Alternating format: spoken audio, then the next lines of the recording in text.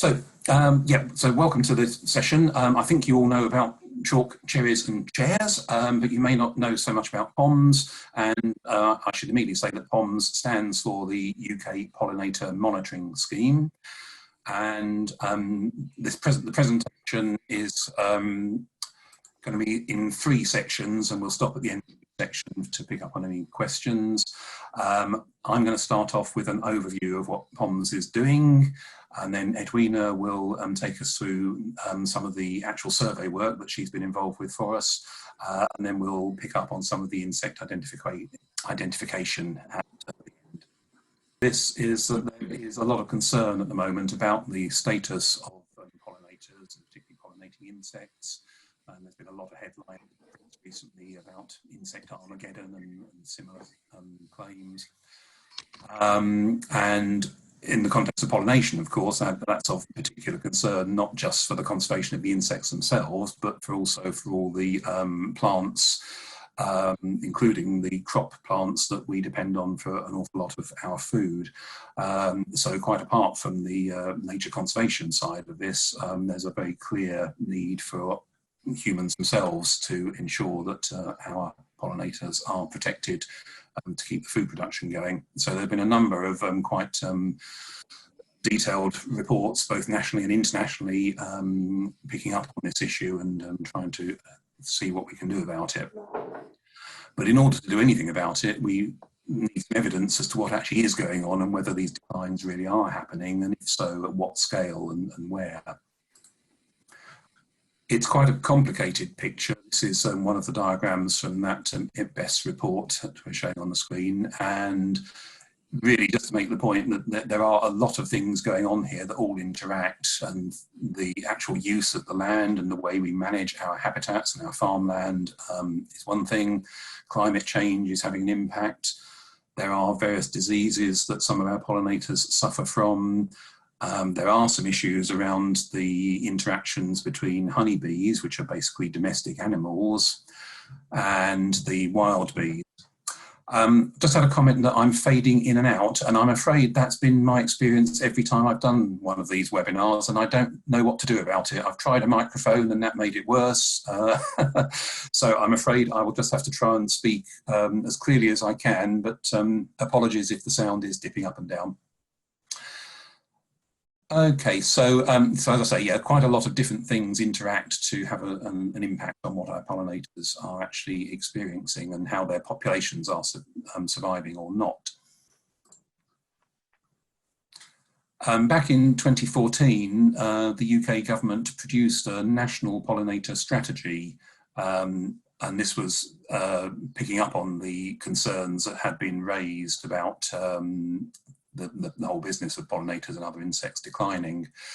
And the strategy covers quite a lot of different areas, and lots of different organisations are getting involved, both on the agricultural side and on the conservation side.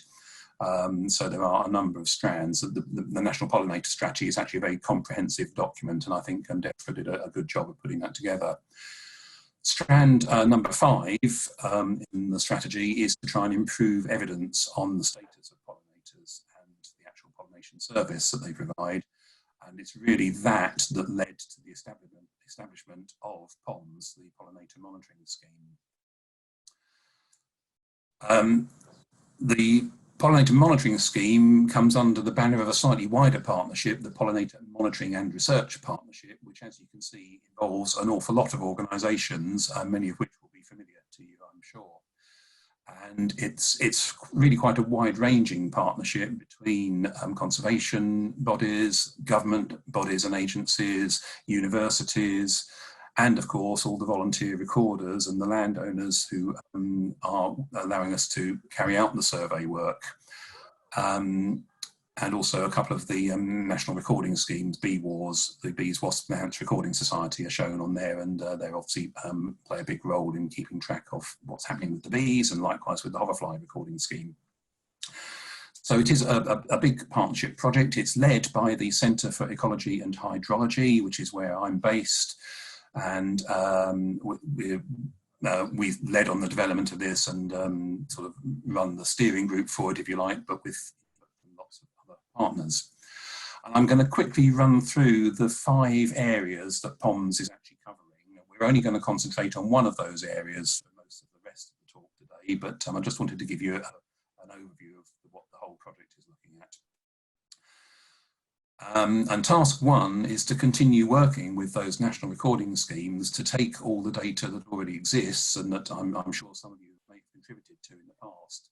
So the national recording schemes take people's sightings of wildlife, and there are about 90 national recording schemes in the UK covering many different species groups, and quite a few of the pollinating insect groups are included. And so these recording schemes gather records from volunteers and from wherever else data is being collected, but most of the data is contributed by volunteers, and this is basically just people going out and seeing something and reporting that they've seen a particular species in a particular place in a particular time.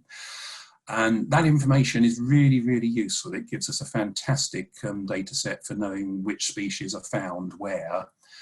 It's not so easy to use it for actually tracking changes in trends and population sizes, partly because the data is collected in a sort of unstructured way. People can send in records pretty much whenever they feel like it, and nobody tells you that you have to go to a particular place or at a particular time.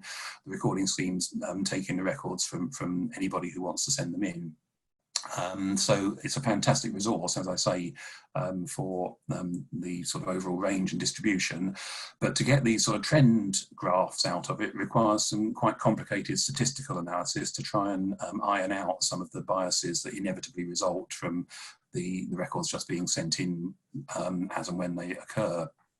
But we are able to extract some good trend information from this data, and that does feed in to things like the government's biodiversity indicators each year. So POMS is working with that existing set of activities. We've initiated 2 new surveys, and the one that we're going to focus on today is the FIT counts, which stands for Flower Insect Timed Counts.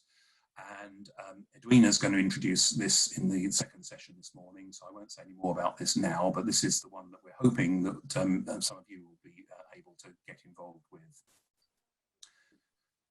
The third task, and the second of our 2 new surveys, focuses on a network of randomly chosen 1 kilometre squares. I should say they're sort of semi-randomly chosen because the squares are deliberately designed to be half in the sort of more natural habitats and half in more agricultural habitats. And they are also chosen so that in England and Scotland, at least, they overlap with the National Plant Monitoring Scheme. And it seemed like a really good thing to be able to have the plant data being collected in the same places as the pollinator data. And this is a rather more formal survey. It involves, again, with lots of volunteer help, it involves going out and putting pan traps, which actually collect insect samples and kill those samples, and they're brought back to the labs and allow us to do some more detailed identification and analysis of those samples. And again, Edwina's going to say a little bit more about that in a moment.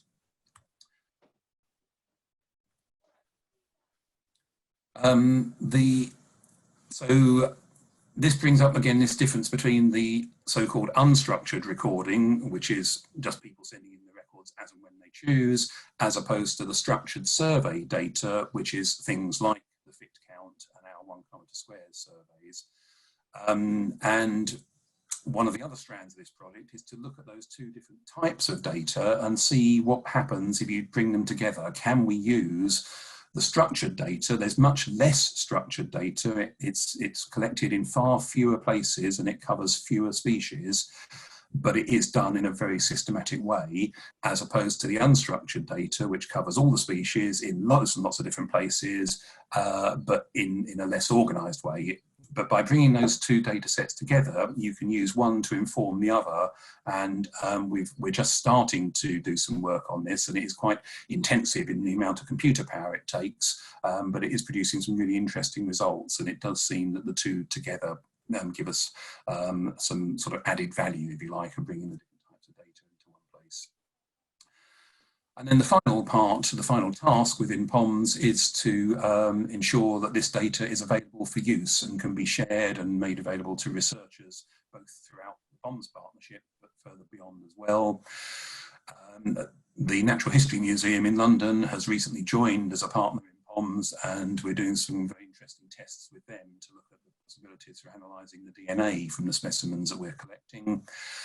So that's one relatively new bit of the research partnership that's come on board. And the methodology that we're using is beginning to be picked up in other places now as well. Ireland has, again, rather unfortunately, given the current circumstances, it was due to be a big launch of the FIT counts and some other pollinator monitoring in Ireland this year. And the methodology has also been picked up in a number of other countries around the world and is being looked at for wider European use. And out of all this, some research has, although POMS has only now been running for sort of 2.5 years really, there is some research starting to be published from the data that we're bringing together and through many of our partner organisations. And it's been really interesting to see the wide range of things that people are starting to look at. And that, of course, is something that we're really keen for the whole project to assist with, is to make data available for people to do all sorts of interesting analysis and tell us what's happening to our pollinators and what we can do about it. So that really does sort of get us through to that, the ultimate aim of it all, really. And I think that brings me to the end of this initial session. Edwina Brugge, who's one of our volunteers, who gets involved with these surveys and has been doing some fantastic work at one of the sites, actually in the Chilterns, not within the Cherries and Chairs area, I don't think, just outside, but over towards Goring. So I'm going to hand over to Edwina now, and I think it's still me who has to control the slides, Edwina, so give me a shout. Yes, okay, that's fine. Okay, yeah, I'll tell you when to do the next slide.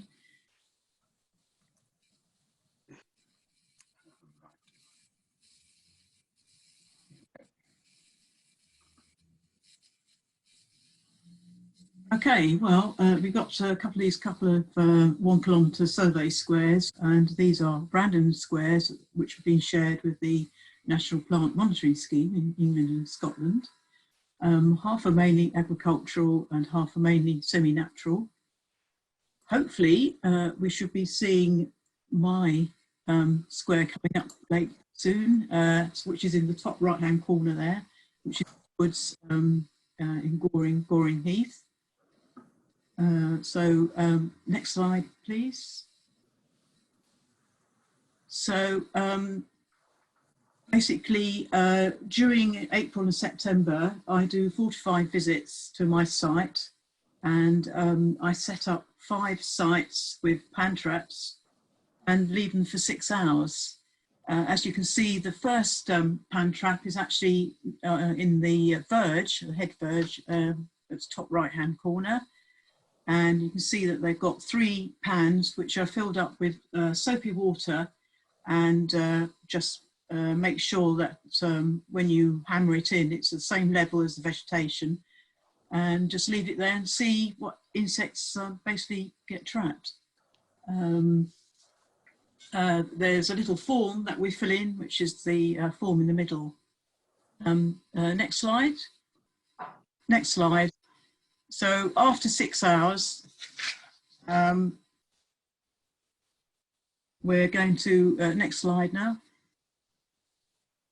It's time to collect the specimens, and essentially what we do is we just pour the contents of the 3 pans into the muslin in a sieve and put them into some specimen bottles, which we then take them back home and store in the freezer to preserve, because they're actually preserved in alcohol.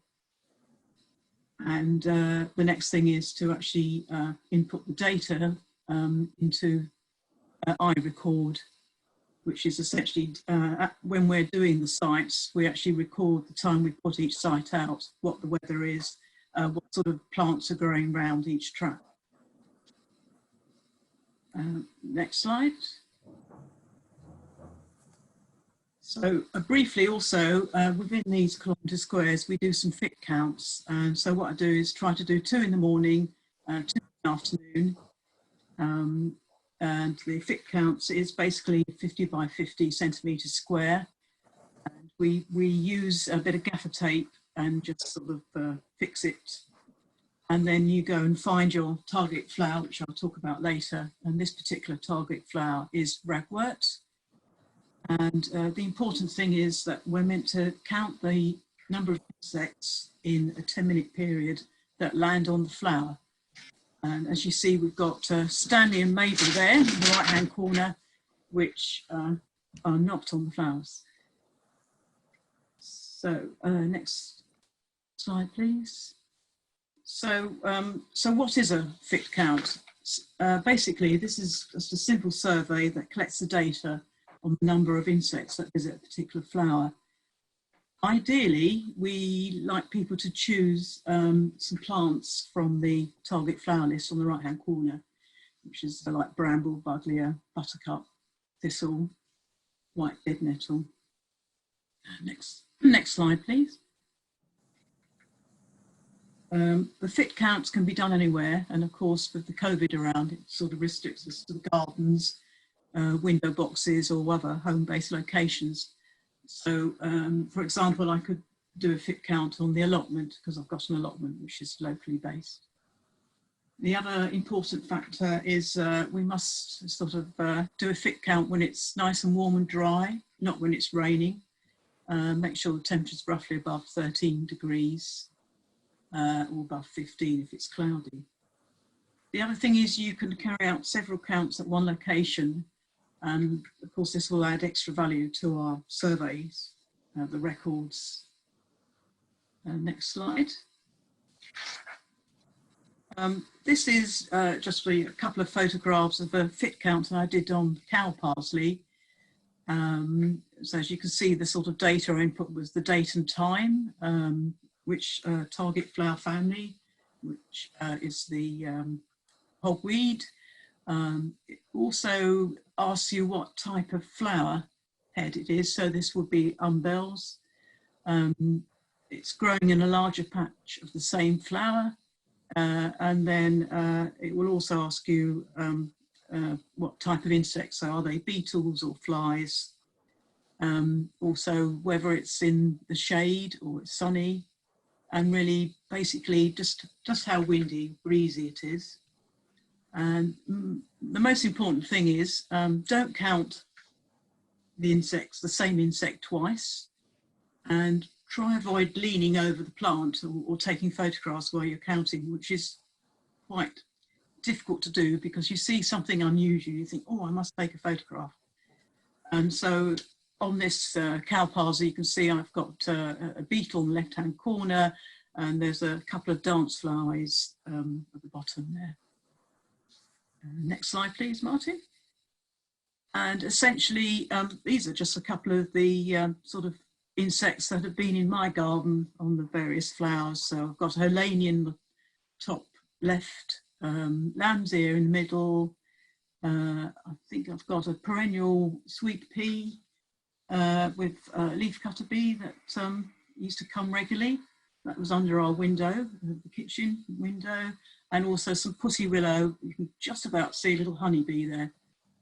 And I think Martin's going to take over the next session.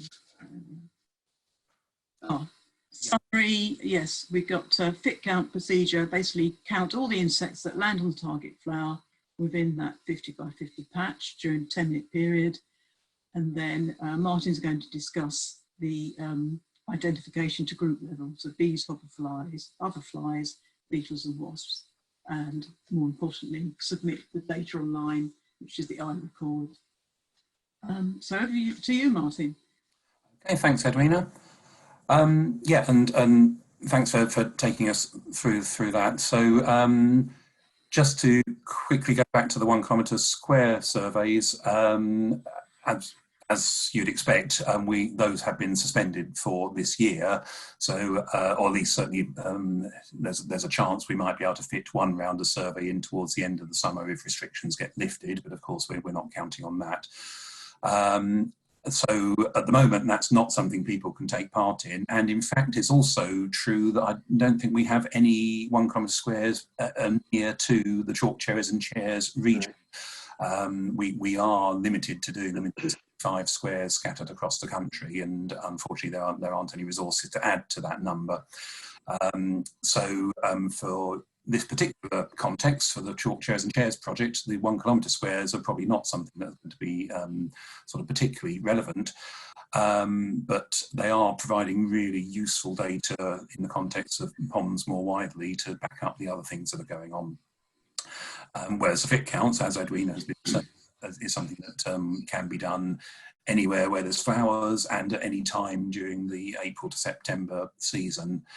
And we don't have any sort of particular rules about you have to do it once a week or once a month or whatever. Basically, people can do fit counts as and when they wish to. But it's one of those surveys where the more data that we get coming in, the more sort of robust the survey will be and the more we'll be able to get out of it. So if anybody thinks that this would be a fun thing to do and would like to spread the message amongst your friends and neighbours, that would be very welcome indeed. So I'm going to say a little bit more about the data we actually collect from the fit counts and what you need to do with it. And there's a few questions coming in which we're coming up to a break fairly shortly, which we'll pick up on, so that's good. So on the main POMS website, there are a number of documents. There's quite a detailed guide to doing the fit count, right across to take you right the way through the process. There's this recording form, which you can download and print out if you want to have a paper form to fill in while you're actually doing the count. I think once you've done one or two counts, you can probably get away with just sort of jotting things down in a notebook or on the back of an envelope or whatever, once you're familiar with the questions that are being asked. But the form is there if you wish to use it. There's also a guide to the target flowers and a guide to the insect group. So we're going to look at the insect group a bit more in the last part of this morning. And just to emphasise what Edwina said about the target flowers, there are these 14 flowers that we would really, really like people to do counts on if they possibly can. But if you don't have those flowers growing near to where you are, then it's absolutely fine to use a different flower. You just need to tell us when you enter your results which flower it is that you've used. And then once you've done your count, next thing to do is to go to the iRecord website, and there's a link here from the main POMS website page, of course, and this takes you through to a form on the website that should pretty much match the form that you've used to actually do your count. And it's got some of the usual sort of questions about who you are and where and when you did your count.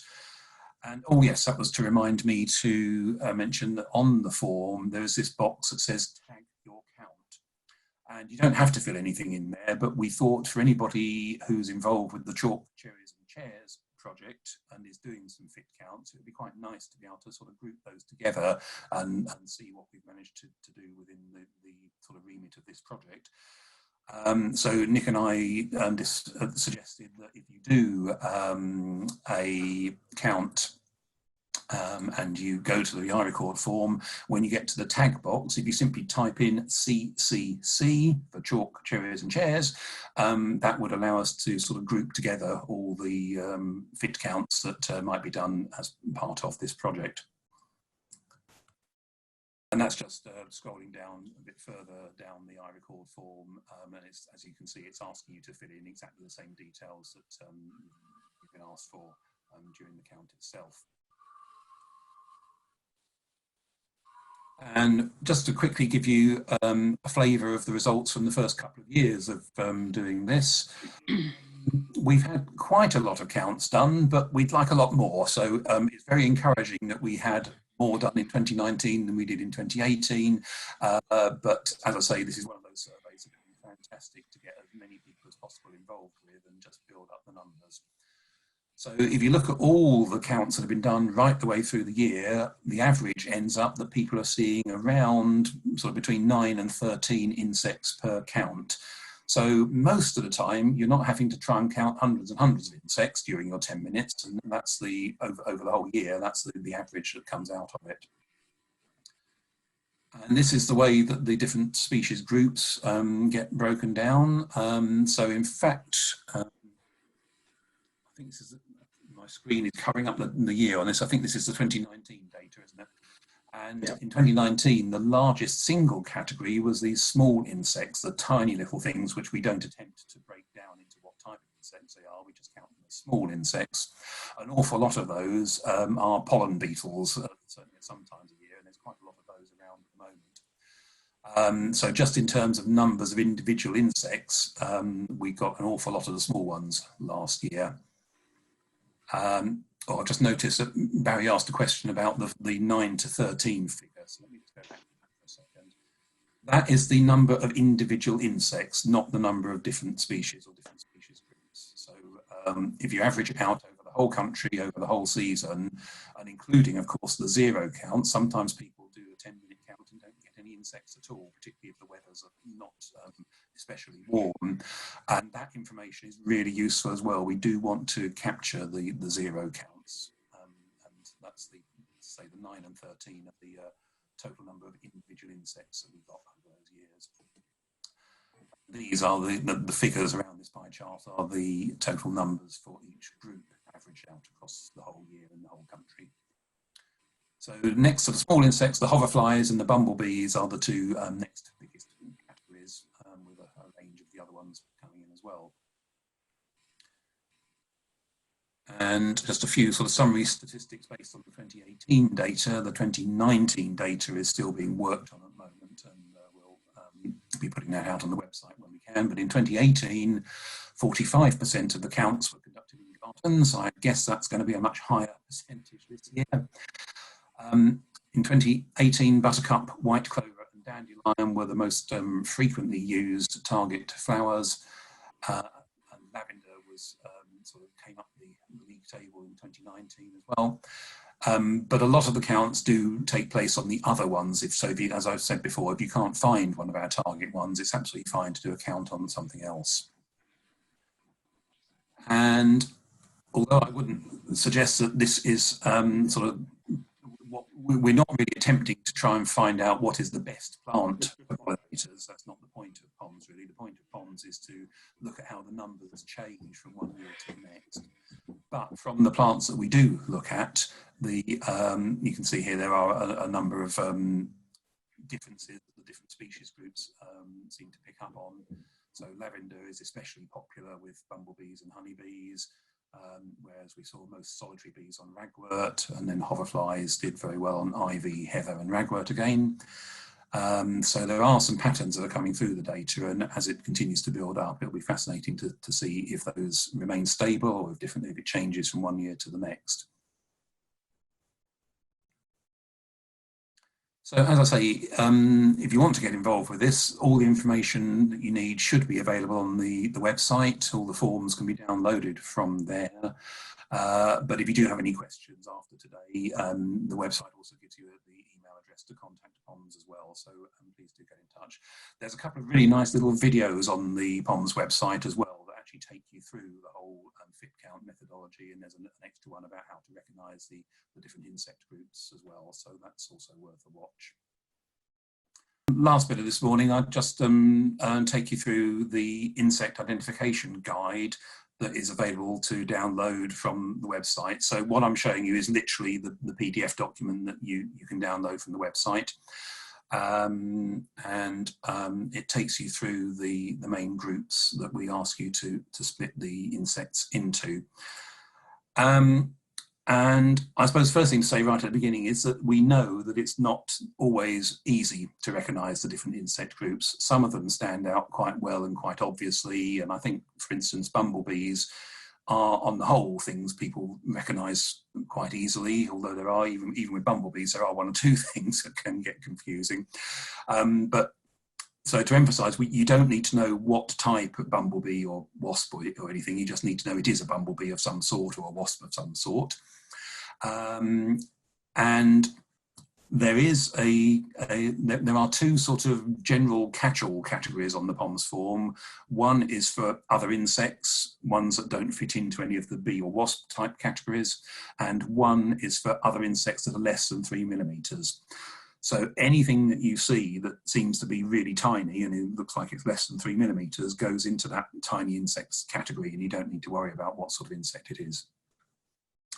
Anything that's larger than 3 millimetres, we would like you to try and get into the right category. But if you really don't know, if it's just something you don't recognise and you're not at all sure what it is, then it's absolutely fine to put it into the other category.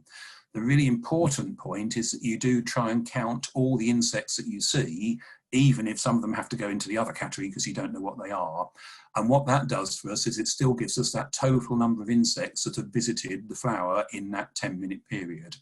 And that, even before we start breaking it down into different insect groups, that total number of insects is quite an important bit of data in its own right, because it just gives us, over time, it will give us a feel for whether we are seeing more or less insects visiting flowers. But we'll go through some of the different categories, and one of the first questions is, what's the difference between a bee or a wasp? And we ought to come up with some quiz questions around this or something, really, didn't we? But bees and wasps are quite closely related creatures. They're all part of the insect order known as Hymenoptera, and they do have quite a lot of things in common. And in fact, I think I was have to make sure I'm remembering this properly. I think I'm right in saying that the sort of original pattern for the Hymenoptera was the wasp pattern, and wasps are carnivorous creatures. They go out and catch other insects to feed to their young. And bees actually evolved from wasps, and as one of the things that bees did in their evolution was to learn how to collect pollen as a protein source instead of having to go out and collect insects as a protein source. So, as I say, bees are sort of an evolved version of wasps, really, and that is partly why they are quite tricky to tell apart sometimes. So the two things we're looking at here are a honeybee on the left-hand side and one of the social wasps on the right-hand side. And they are quite similar in shape, and they both, in the females at least, have stings. It is only the females that have stings in the Hymenoptera. But usually bees are reasonably hairy creatures. Some of them, like bumblebees, are very hairy, but they're usually a bit more obviously hairy than the wasps are. They usually don't have quite such a neat black and yellow banding, at least as the social wasps do. And one thing you can look out for is whether they're actually collecting pollen or not, because if they're collecting pollen, which they usually gather together on their back legs or under their abdomen, then you know you're looking at a bee, because wasps don't collect pollen. So that's one thing to look out for. And probably at this point it'd be worth me just talking about the three different bee groups, which we are going to come on to, because that's something that, again, not everybody knows about and people do get confused by. So in the UK, there is one species of honeybee, and that's, in most cases, those are things that live in hives and are sort of looked after to some extent by people. You occasionally find honeybee colonies sort of out in trees and living in the wild, but it's quite unusual, at least nowadays. So we have the one honeybee. Then there are the bumblebees, which are wild bees, and we have,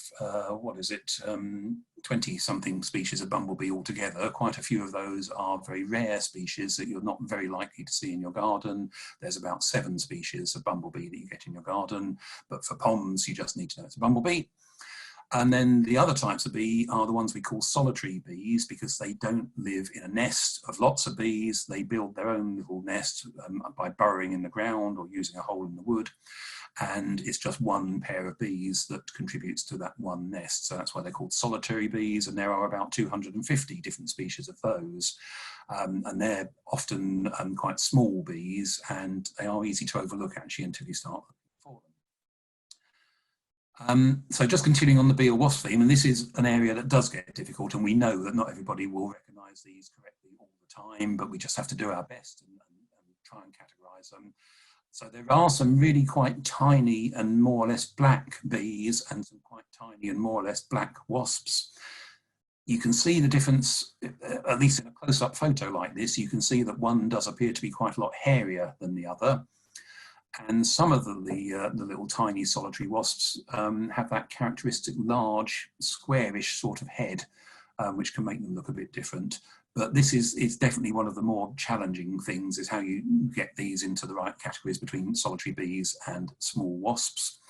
And yeah, have a close look.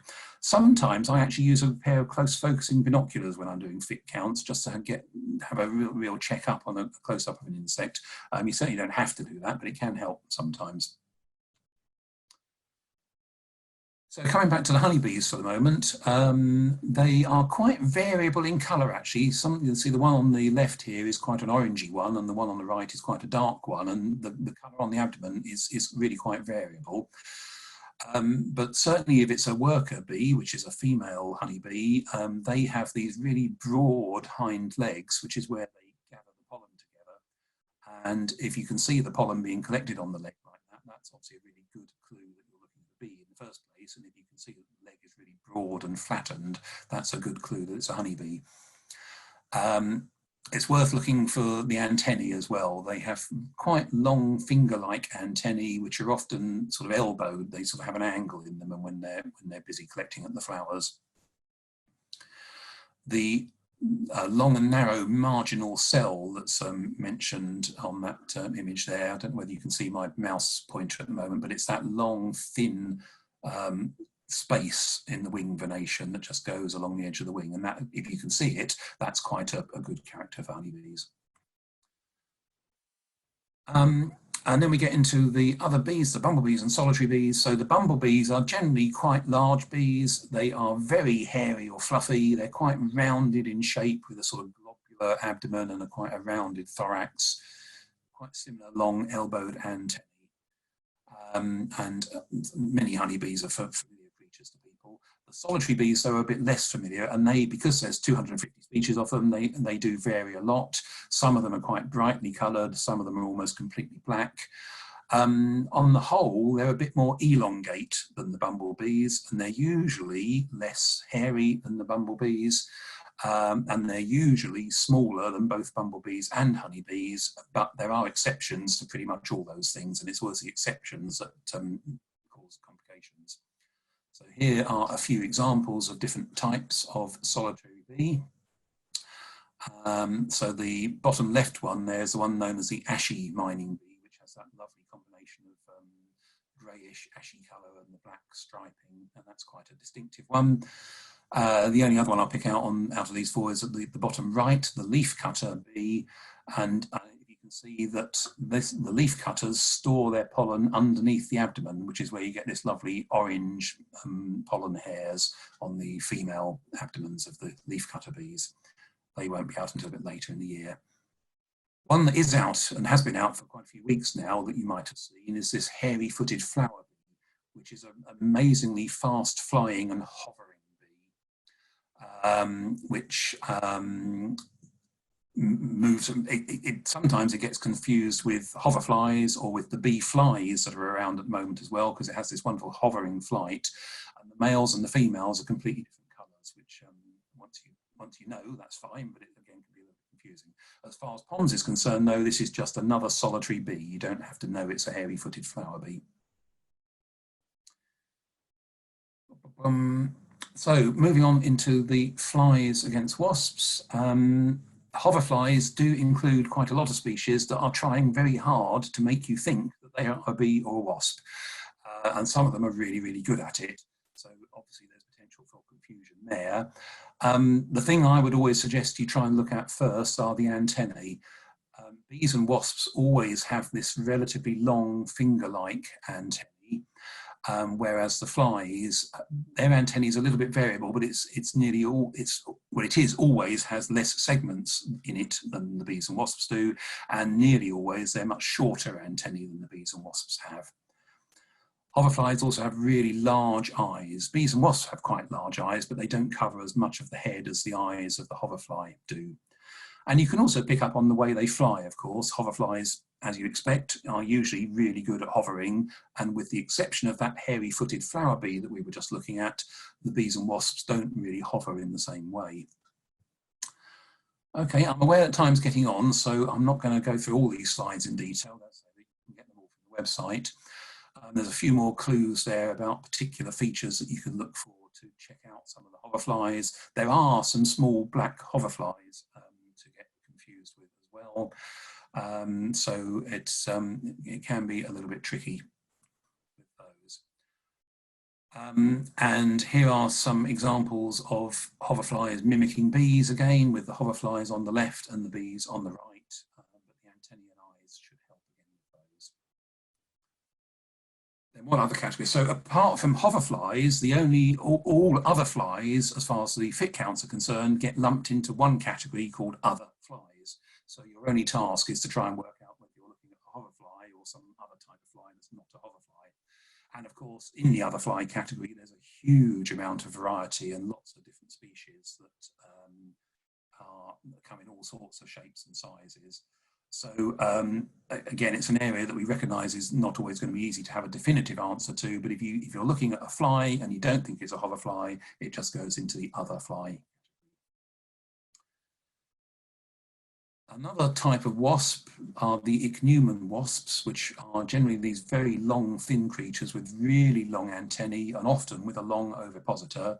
These are the ones that are parasitic on other insects. So the long ovipositors are used to lay their eggs into things like caterpillars.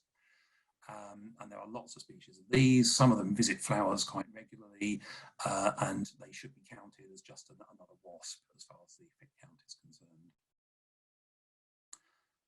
Another one that causes problems, you really need to get a good look at to be sure of this one, are the sawflies, which get included in the other insects category in the fit counts, but some of them are really good at looking like wasps again. The sort of technical distinction is that sawflies don't have the narrow wasp waist that the true wasps do have. Sawflies are sort of more or less tubular all the way down the body. And they usually have a much slower flight. They don't, they're not so active as the wasps are. But this one is a really tricky one again that you do have to peer quite closely at to try and be sure of that. We do have a fit count category for beetles. There are some beetles that spend quite a lot of time on flowers, and hopefully you'll pick those out quite readily. The true bugs, on the other hand, just get counted as other insects as far as POMS are concerned. You don't often see true bugs sitting on flowers, but it can happen. Every bug's got to sit somewhere. If you do, really the main challenge is just making sure you're looking at the difference between beetles and bugs. And then we mentioned earlier on that there are all these other little tiny insects that we don't ask you to try and work out what they are. If it looks like it's less than 3 millimeters, it just goes into the small insects category. There are some quite tiny solitary bees, but they're all bigger than 3 millimeters, and they should be counted as bees ideally. And butterflies and moths, which are hopefully one of the less challenging groups to work out, and you don't even need to work out whether it's a butterfly or a moth. They just go into one category for butterflies and moths.